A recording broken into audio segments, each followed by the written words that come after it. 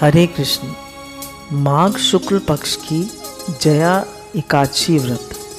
पांडुनंदन भगवान श्री कृष्ण से हाथ जोड़कर नम्रता पूर्वक बोले, हे नाथ, अब आप कृपा करके मुझसे माघ शुक्ल एकादशी का वर्णन कीजिए और उस व्रत के करने से क्या पुण्य फल होता है। भगवान श्री कृष्ण ने कहा, राजन, इस एकादशी का नाम जया है और ये अक्षय फल को देने वाली है।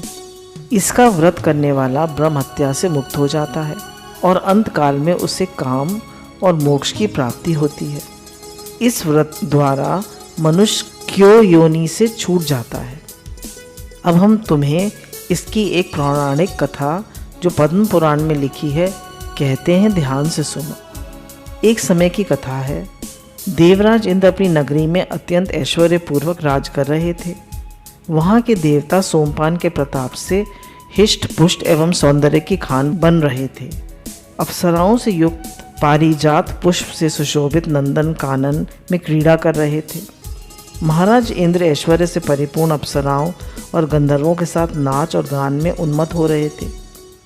गंधर्व गान कर रहे थे, अप्सराएं नाच रही थीं। गंधर्वों में अत्यंत विख्यात पुष्पदंत, उनके पुत्र चित्रसेन की स्त्री मालिनी का पुत्र माल्यवान जो अत्यंत सुंदर और स्वरूपवान था, इत्यादि इत्यादि भी उपस्थित थे।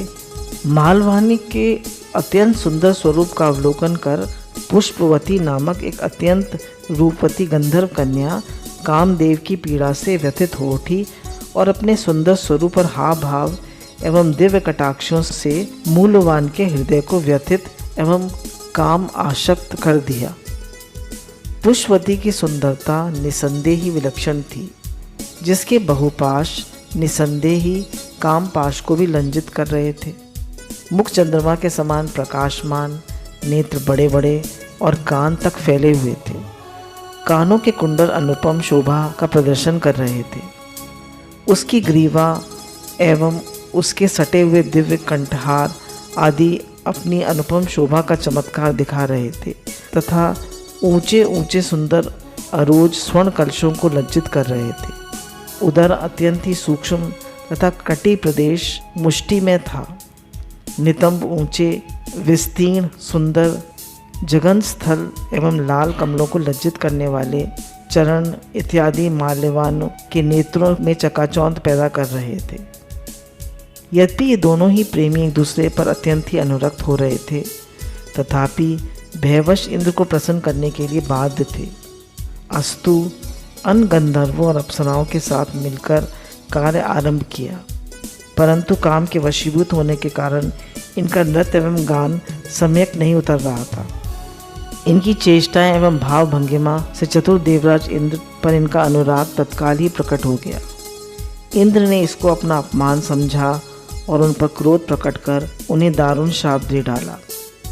इंद्र ने कहा, ए मेरी आज्ञा को भंग करने वाले पापात्मा मूर्खों, तुम दोनों ही पिशाच हो जाओ और मृत्यु लोक में जाकर अपनी अपनी करनी का फल भोग करो। शाप सुनकर दोनों ही दुखी हुए, परंतु अब क्या हो सकता था। दोनों ही हिमालय पर पिशाच हो अपना काल यापन करने लगे। इस दुख में पड़कर वे लोग अत्यंत ही व्याकुल और चिंतित हो उठे। उन्हें क्षण मात्र को भी नींद नहीं आती थी। शीत उष्ण के प्रभाव में पड़कर वे नाना प्रकार के कष्टों को भी भोगते और अपने अपने भाग्य को कोस रहे थे। इस प्रकार अनेकों चिंताओं से व्याकुल हो वे अपने इस भयंकर जीवन से ऊब गए। एक दिन उन लोगों को खाने के लिए कुछ नहीं मिला और वे दिन भर भूखे ही रह गए। रात को चिंता एवं शीत के कारण नींद भी नहीं आई। देवयोग से वे जया एकादशी का दिन था। अस्तु द्वादशी के दिन नष्ट हो गया और उनका वही प्राचीन दिव्य रूप प्राप्त हो गया। देवता और अप्सराएं उनकी स्तुति करने लगे। उन लोगों ने जाकर देवराज इंद्र को प्रणाम किया। देवराज इंद्र उनका दिव्य रूप देखकर आश्चर्यचकित हो गए और उनसे पूछा, कहो, तुम्हारा पिशाचत्व किस प्रकार नष्ट हुआ।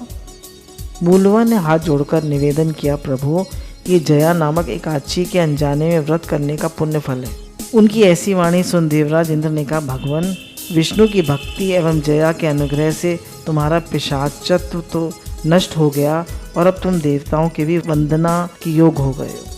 अस्तु अब तुम दोनों आनंद पूर्वक देवलोक में आनंद करो। हे राजन, देखो कैसा प्रभाव दिखाया इस जया एकादशी व्रत के पुण्य फल ने। इसलिए इस जया एकादशी का व्रत तो अवश्य करना चाहिए, क्योंकि ये व्रत अनेकों अनुपम फलों को देने वाला है। हरे कृष्ण।